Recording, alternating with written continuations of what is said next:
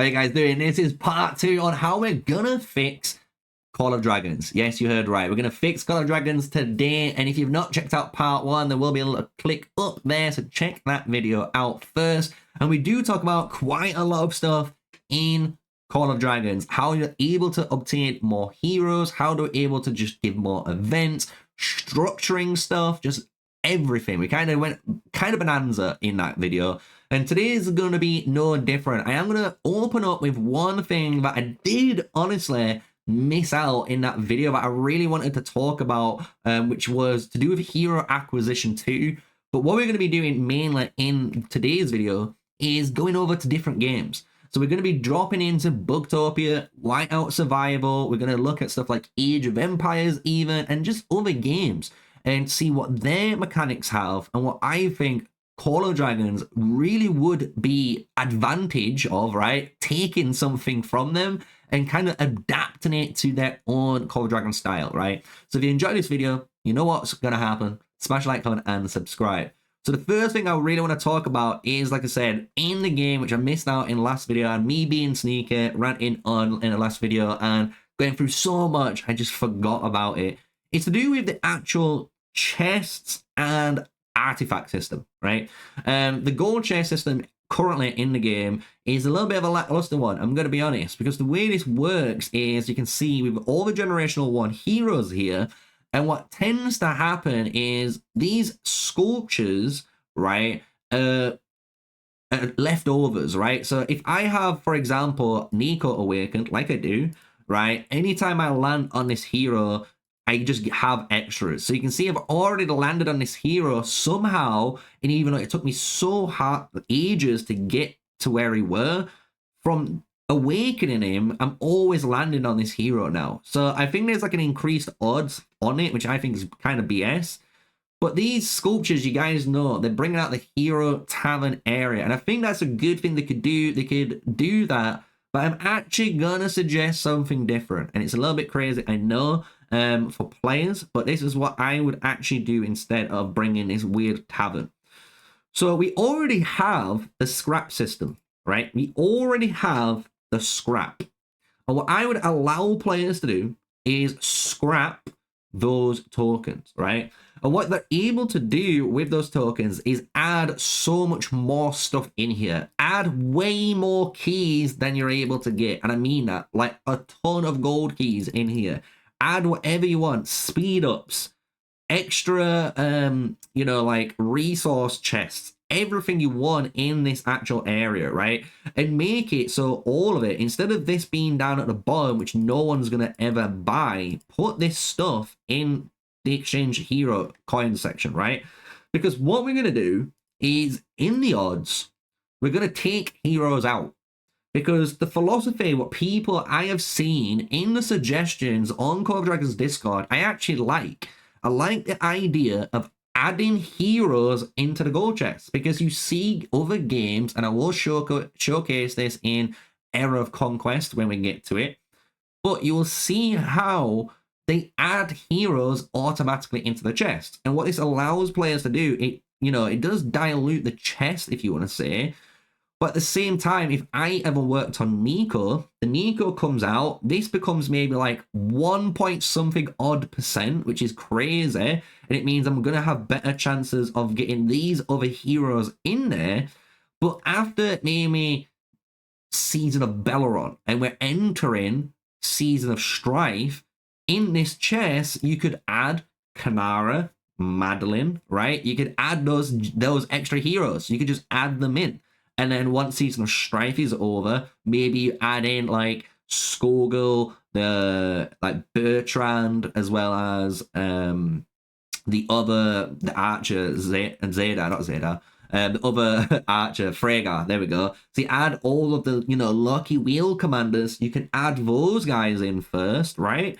And by doing that, you're giving free-to-play players and all players access to work on these heroes. And the funny thing is, it means your gold key is the most important currency. You don't have to add extra currencies. You don't have to add extra weird mechanics, because you're solving the problem, because you actually have the solutions in front of you. And you can do the same thing with artifacts. I actually think these artifacts should be changed completely. In this probability table, I personally believe Mad Goblin Boon should not be in here. Mana Stone Navigator should not be in here, guys. Karata's Wrath should not be in here. Lucia's Horn should not be in here.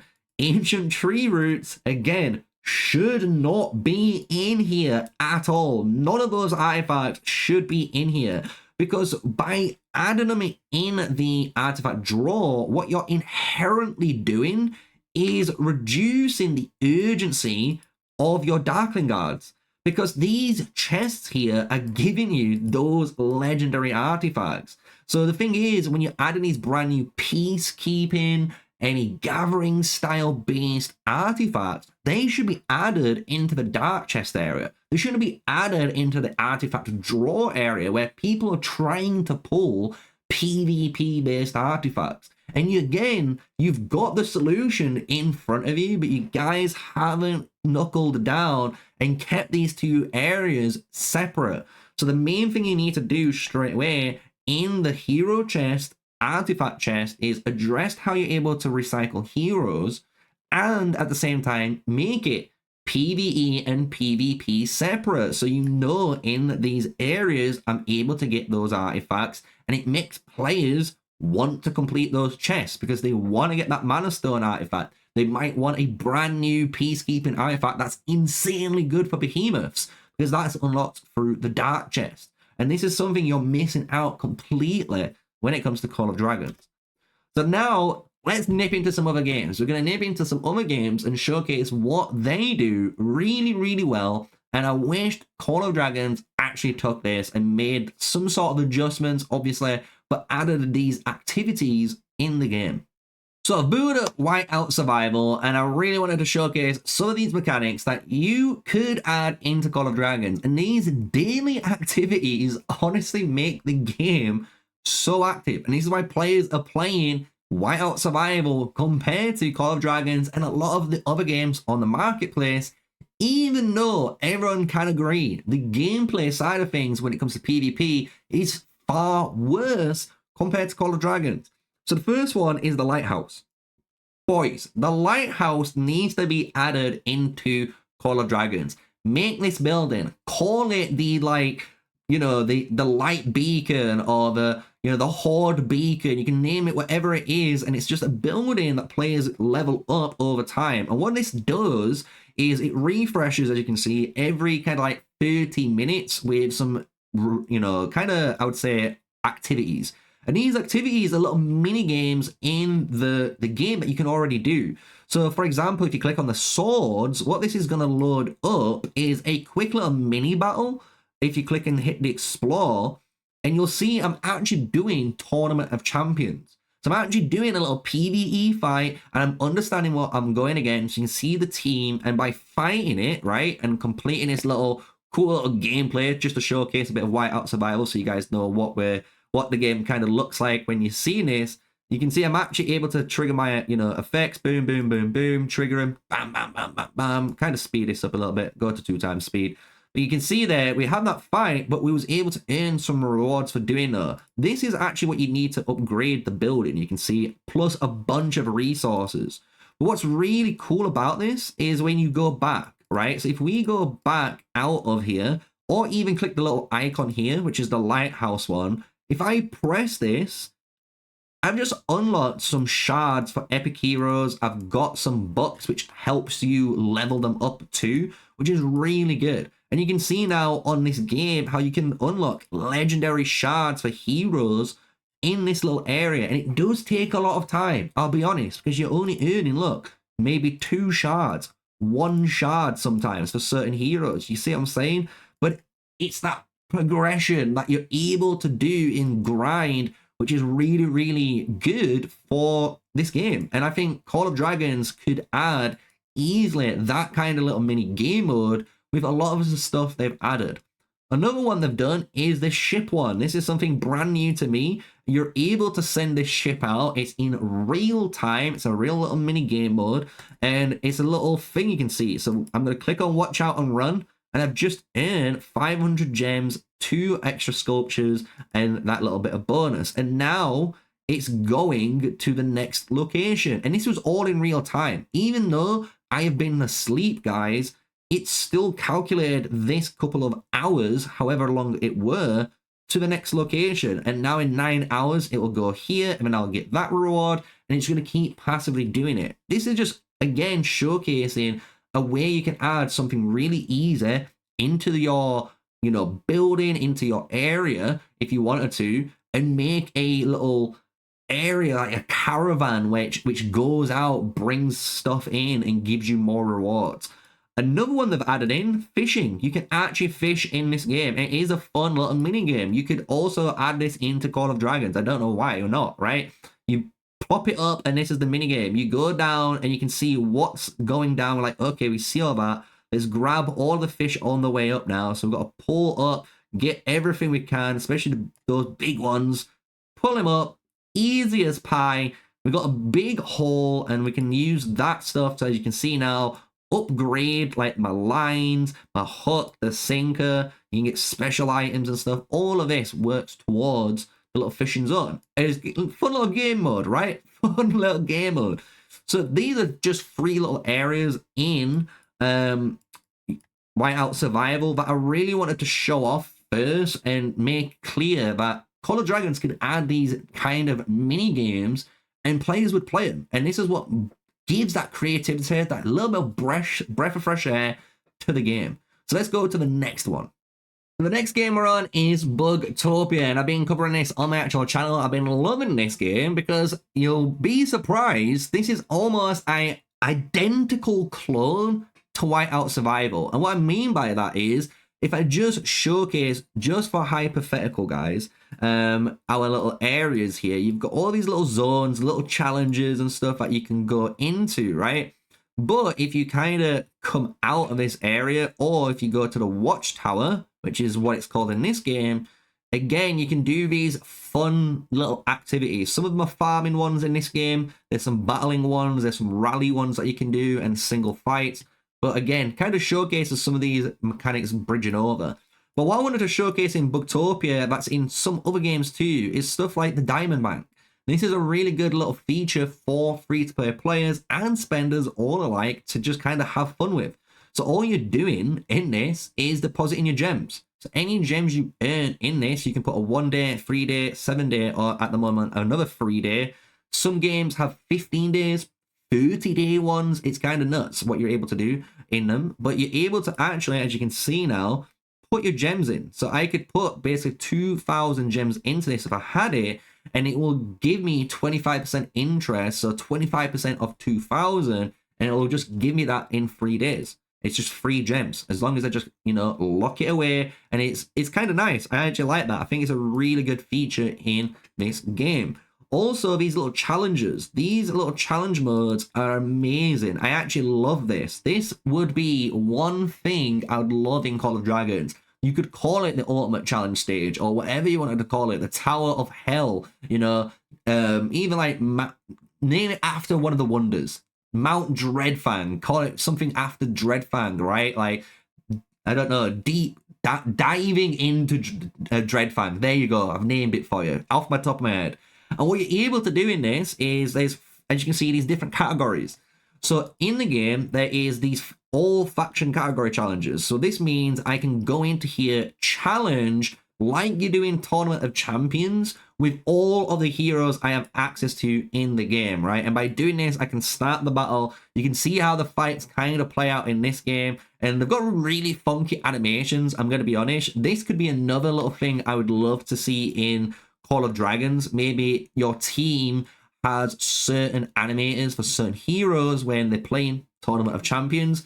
When they activate their skill and they do like a crit on that skill, like a banner like this appears, like this animation appears. Like, it's so good. It's what makes you feel like, hell yeah, dude. Like, if you added that just for Tournament of Champions, and maybe if you added this challenge mode in, it would be really good, because it gives you a little bit more engagement. But what you can see though, what I'm talking about is this little game mode, right? Is a challenge and I can push through. I can get summon coins, I can get gems, I can get all sorts. But what you can also do is, as you can see, every day, this little faction area changes. So at the moment, we're on the silver faction, which means, as you can imagine, only the silver green guys on my side can be used. And what it will mean then, tomorrow, when I log into the game, the Tempest faction is going to be the next guys. So that's going to be, you know, the heroes that are all, you know, blue faction. And you can take this idea and add it in Call of Dragons. You can make it so there's an all-faction choice. Then one day, there's Wilderberg-only heroes. The next day, Spring Warden heroes. And then the next one, League of Order heroes. And this could be a little challenge stage. And I will admit, it's going to be difficult at the start because there's not many heroes. But that's what this game mode's like. You can see I have a lot more silver faction-based heroes. So I've pushed really far on that. But my Tempest and my Ignis heroes are nowhere near as good. So I'm not that far in yet, right? And I kind of like that. I can see my progression. I can see how good my heroes are as they naturally are as a team and push through. So I think this game mode here would be a really good one to add from Bugtopia to Call of Dragons. And all it is, guys, is a PvE mode through Tournament of Champions. So you're just taking that exact same game mode, copy and pasting it, but you're giving players more activities. And then, like I said, if you added those animations in, so imagine Goresh does a big like banner pops up and it's like him screaming, bro, that would be so hyped to watch in those little like fights. And I would love to see that added into the game. So now we're gonna move on. We're gonna move on to another game. I know, crazy, but let's keep this up. How you guys doing? So we're on Era of Conquest now, and I really wanted to show off the Relic Hunt because this is a way they unlock their heroes, but more importantly, what happens after, which is really, really cool in this game, right? So the way this game mode works is simply you can see all these chests on screen, and you basically can explore all of them if you want, or you can refresh. And every time you refresh in this, it's gonna give you different chests that you can get, right? But the cool thing about this is whenever a hero comes out, so you can see like this guy right now is, I think, St. Peter.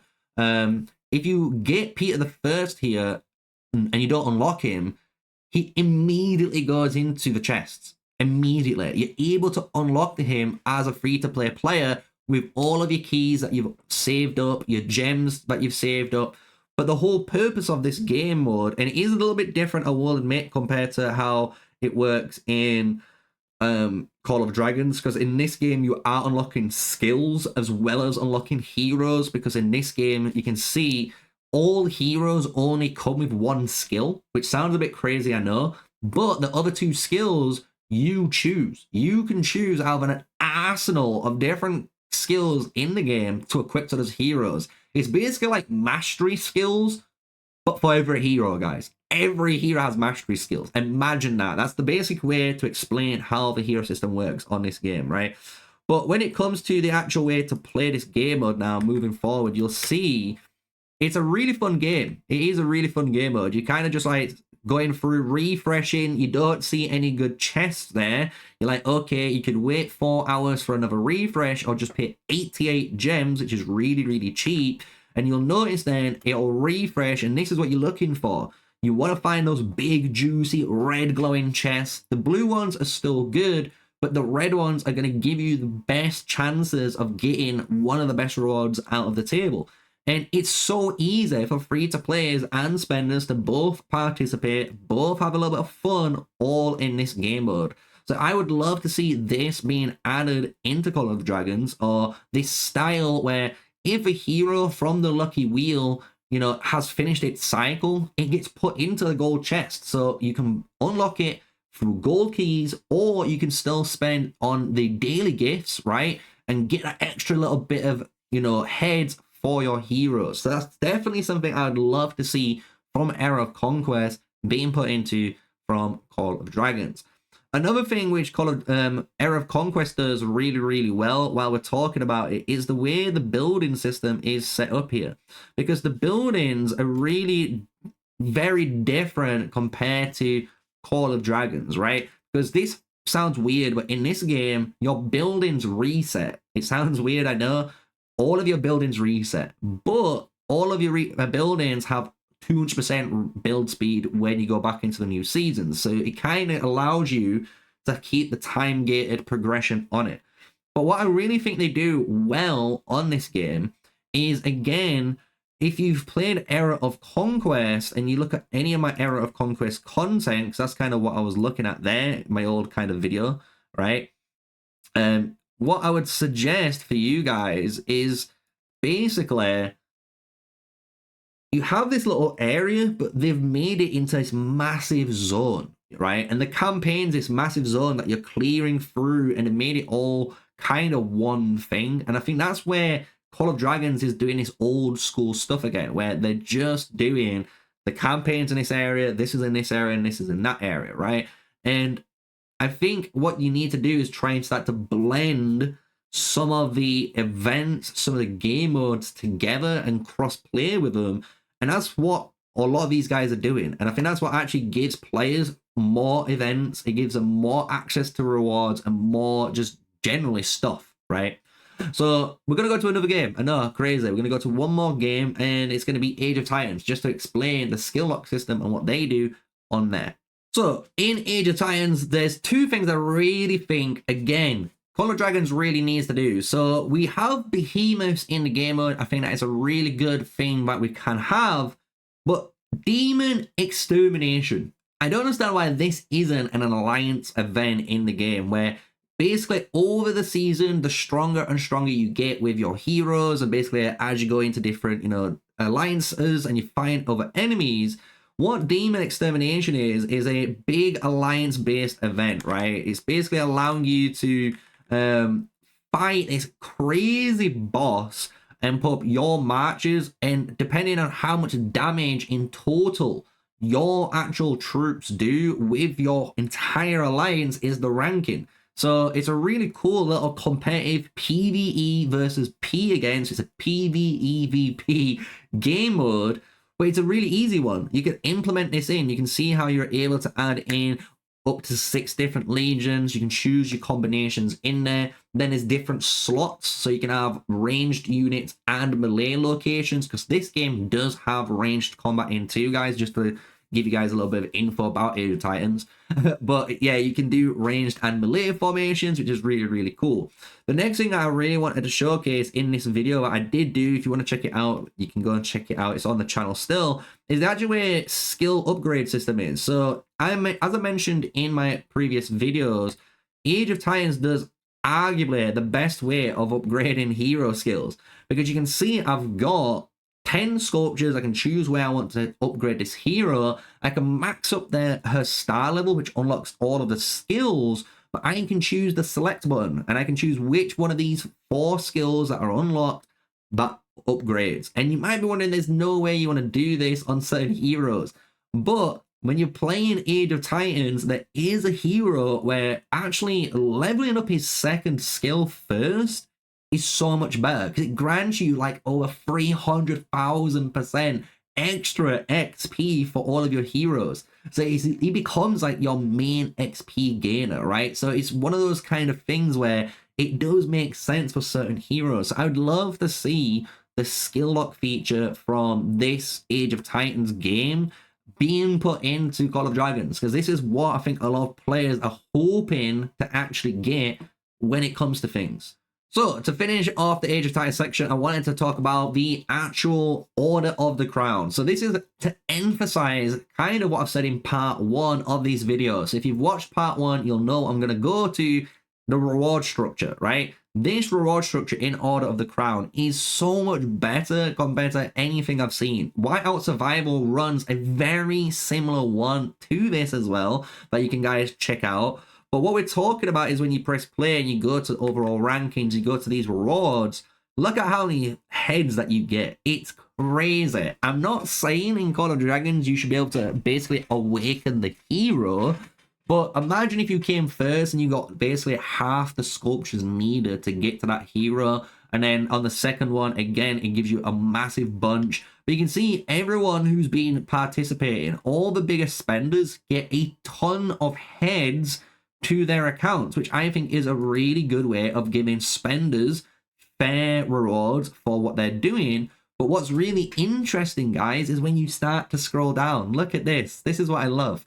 So you have, again, 16 to 30 getting 30 heads, 31 to 50 getting 20 heads, and even if you're just from 51 to 100, so if you just get into that top 100, guys, you unlock the hero. You just unlock the hero. And I think this is what is really, really missing when it comes to Call of Dragons, right? Because the thing is with Call of Dragons, it is so hard to get access to all of the different heroes in the game, all the different artifacts, all the war pets, and then you got to think, you've got to try and build your account, have resources to heal, you know, just everything. It just gets too much for the free-to-play and low spender because there's just nowhere near enough activities, there's just not enough rewards, and just fairness within the game.